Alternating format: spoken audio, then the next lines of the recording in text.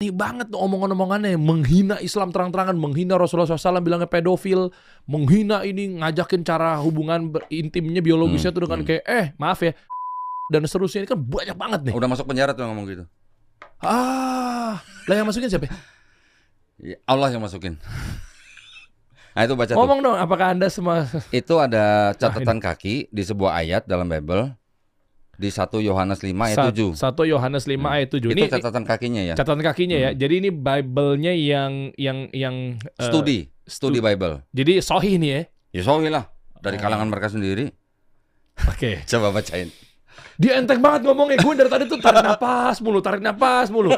Kayak loh, paham kita sama-sama sales dalam tanda kutip ya. Cuma cara Anda nih kan tolong imbangi gaya main saya dulu. Deg-degan nih gue nih. Iya, oke. Yerusalem, 1 Yohanes 5, 7 sampai 8. Di dalam surga, di bumi, bagian ayat ini tidak terdapat dalam naskah-naskah Yunani. Yang paling tua dan tidak pula dalam terjemahan-terjemahan kuno, bahkan tidak dalam naskah-naskah paling baik dari Vulgata. Bagian ini kiranya aslinya sebuah catatan di pinggir halaman salah satu naskah terjemahan Latin yang kemudian disisipkan ke dalam naskah-naskah oleh penyalin dan akhirnya bahkan disisipkan ke dalam beberapa naskah Yunani. Karenanya bagian ini pasti tidak asli. Tidak asli apa? Palsu. Nah, lu yang ngomong bukan gua. Nggak bukan. Tadi kan maksudnya itu. Lah, gua cuma nanya. Tidak asli apa? Tak dulu. Ini jadi pelintir nih. Ntar gua bilang Injil palsu lagi nih. Lah tapi kan kita ada keterangan begini. Ini dari kalangan mereka sendiri loh. Ini bukan dari mana-mana selain dari Kristen sendiri loh. Ini ada pembuatnya kali, ada yang ngarang kali nih. Ini kan Android nih. Gua punya Bible-nya, fisiknya ada gua. Serius? Ada gua. Itu kalau gua dapat gua bawa kemana-mana itu. Lah apakah ini dimaksud dengan yang namanya? Nah. Ini gua nanya ya, jadi pelintir ya. Ya. Katanya perjanjian baru berarti bikinan manusia. Gua nanya kok. Perjanjian lama dan perjanjian baru buatan manusia. Tapi, tar dulu. Masih ada kebenarannya. Masih ada sisa-sisa kebenaran. Yang di perjanjian lama dan perjanjian baru masih ada sisa-sisa yang berkesesuaian dengan Quran. Ini gua berani ngomong nih. Yang mana? Nanti contoh misalnya Ulangan 6 ayat 4 Shema Israel Adonai Eloheinu Adonai Ehad. Itu apa sih? Sama aja kita baca di surat Al-Ikhlas ayat pertama Qul huwallahu ahad. Ya, Adonai Eloheinu Adonai Ehad. Ehad Qul huwallahu ahad. Ehad sama ahad itu sama. Ehad bahasa Ibrani, ahad bahasa Arab. Artinya Esa, Maha Esa. Itu sama. Pesan itu yang ditulis di dalam kitabnya orang Kristen, yang disebut sebagai 5 kitab Musa, itu yang diturunkan kepada Nabi Musa. Diulang di perjanjian baru oleh yang disebut dengan Yesus Kristus di Markus 12:29. Yesus ditanya sama ahli Farisi, hukum yang terutama itu apa? Terutama loh ya, bukan makan babi, bukan sunat, bukan puasa. Hukum terutama apa? Sama, diulang di pesan yang diulangan 6 ayat 4 itu sama disebut Yesus nih. Hukum terutama itu adalah apa? Shema Israel, Adonai Eloheinu, Adonai Ehad. Sama pesannya. Oke, itu yang disebut dengan sisa-sisa kebenaran. Yang masih ada kesesuaian dengan Quran gitu. Itu yang gue berani bilang. Sebentar. Apakah ini nyambung sama dalil yang Islam terbagi menjadi 73 golongan, 72-nya tempatnya bukan di surga, satunya selamat gitu. Kayaknya masih jauh ke situ. Nasrani 72, ya kan, 71-nya sesat, satunya selamat. Yahudi 71 golongan, 70-nya gimana sih? Ya. 73, 72, 71 gitu loh. Nah, berarti 70-nya salah, satunya. Nah, itu kan nyambung nggak? Maksudnya apakah ini bagian dari ketika Yesus yang mereka anggap itu adalah, yang kalau kita anggap adalah Nabi Isa gitu ya, akan ada nanti Nabi selanjutnya ikuti dia namanya Ahmad. Maksudnya itu gimana sih? Gini.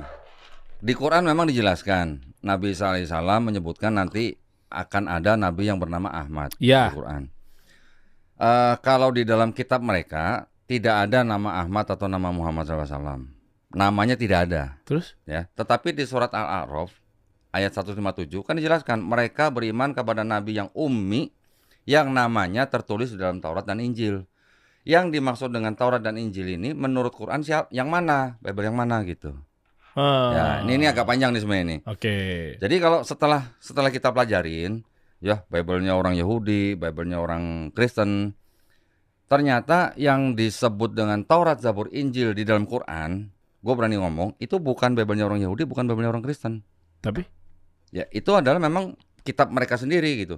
Tetapi Taurat, Zabur, Injil yang dimaksud oleh Quran itu adalah wahyu-wahyu yang diberikan Allah Subhanahu wa taala kepada nabi dan rasulnya untuk Bani Israel pada zaman itu. Setuju nggak? Oke. Setuju kan?